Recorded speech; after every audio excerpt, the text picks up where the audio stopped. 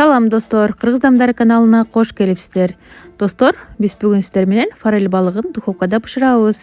Эгерде кызык болсо, анда видеонун аягына чейин мени менен чогулуңуздар. Биз биринчи балыктын сыртын тазалап алабыз. Башын алып, мен балыкты жууп алдым. Эми канатчаларын кайчынын жардамы менен алып таштайбыз.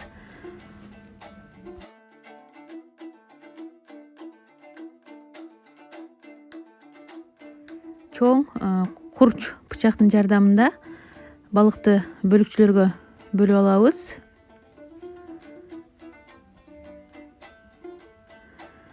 Мына бөлүкчөлөргө бөлүп алдык. Эми соус жасап баштайбыз.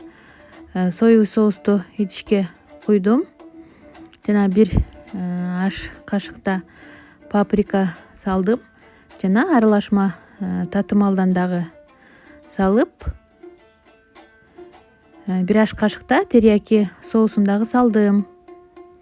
Жана өсүмдүк майынан дагы коюп, кургатылган укропту дагы кошуп, туз салып, соусту жакшылап аралаштырып алабыз. Эми кесилген балыктарга ушул соусту шыбап чыгатам.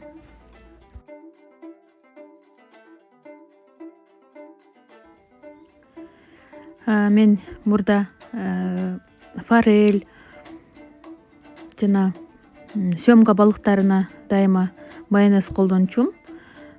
Бирок майонез өзү дагы аябай эле майлуу, жана бул балыктар дагы аябай майлуу. Ошондуктан бул соус менен аябай дамдуу болот. Эми өзүңүздөр каалаган жашылча жемиштерди туурап, өзүңүздөргө жаккандарды туурап, ушул эле соуска аралаштырып, аларды дагы балыктын жанына тизип чыксаңыздар, аябай дамдуу болот.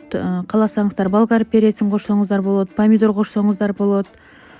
Мен үйүмдө болгон жашылчаларды коштум. Ушинтип балыктардын арасына тизип чыкканда, балыктан бөлүнүп чыккан майлар дагы жашылчалар менен аралашып, аябай жашылчалар да дамдуу болот. Эми духовкада 180 градуста 40 мүнөткө бышырабыз. Достор, мынакей биздин балыгыбыз дагы даяр болду. Өзүңүздөр көрүп тургандай аябай дамдуу, аябай аппетиттүү болду. Сиздер дагы албетте жасап көрүңүздөр. Эгерде ушул рецепт жакса, достор, сиздерден лайк жана комментарий күтүп каламын. Жакын адамдарыңыздар менен бөлүшкөндү да унутпаңыздар. Жакшы калыңыздар, аман болуңуздар.